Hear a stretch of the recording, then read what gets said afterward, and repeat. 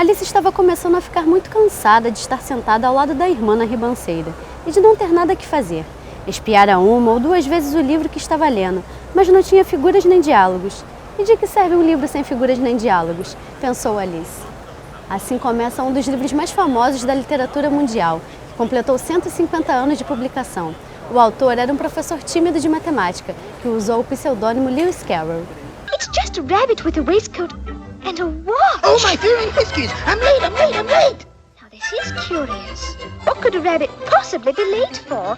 Please, sir! I'm late for a very important date. No time to say hello, goodbye. I'm late. E foi assim, tomada pela curiosidade, que Alice se deixou levar por um coelho de paletó. Alice entrou numa toca que em parte era como um túnel, mas de repente, tão de repente, se viu despencando em um poço que mais parecia sem fundo. Goodbye, Dinah! Goodbye!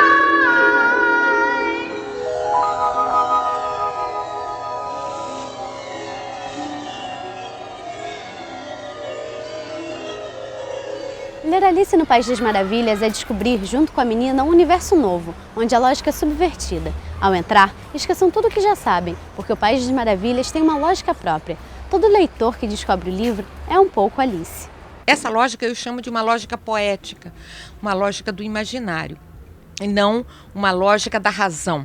É uma lógica da percepção, das possibilidades que a vida tem, né? Uma criança aos 12, 13 anos, ela, ao mesmo tempo que deseja crescer, ela deseja não crescer nunca, ficar do seu tamanho. Como ele tem um humor muito sagaz e ele tem também uma ironia, ele transforma o texto numa lógica lúdica.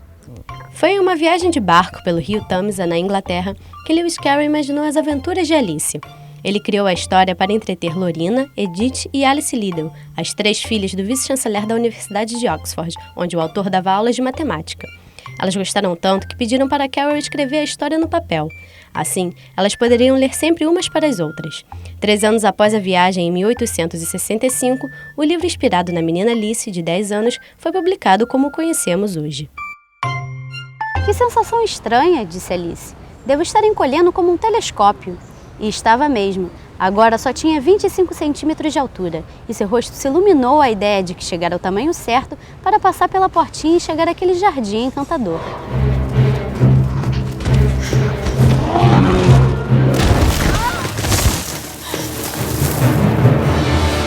Wait. It's only a dream. Nothing can hurt me.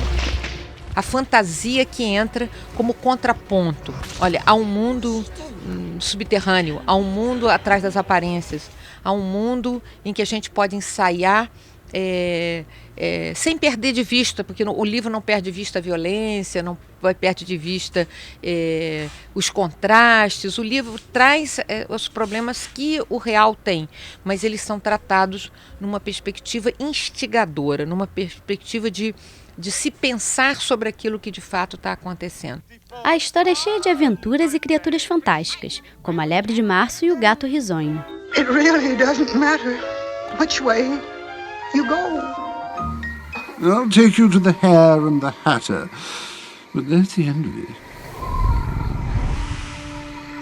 Alice é um clássico nonsense e pode ser entendido como uma crítica à sociedade vitoriana do século XIX, influenciada pelas ideias iluministas.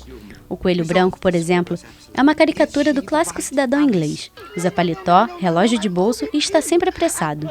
Já o chapeleiro louco surgiu da expressão mad as a hatter, em português, louco como um chapeleiro. É que antigamente se usava mercúrio na fabricação do feltro usado nas cartolas, e a intoxicação pela exposição ao metal causava alucinações.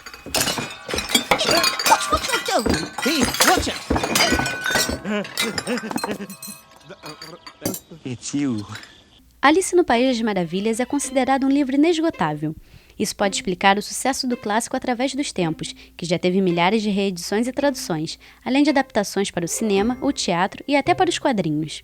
Italo Calvino, importante escritor italiano, disse que o clássico é um texto que nunca acabou de dizer o que queria dizer. Para nossa sorte, sempre podemos voltar para as aventuras de Alice.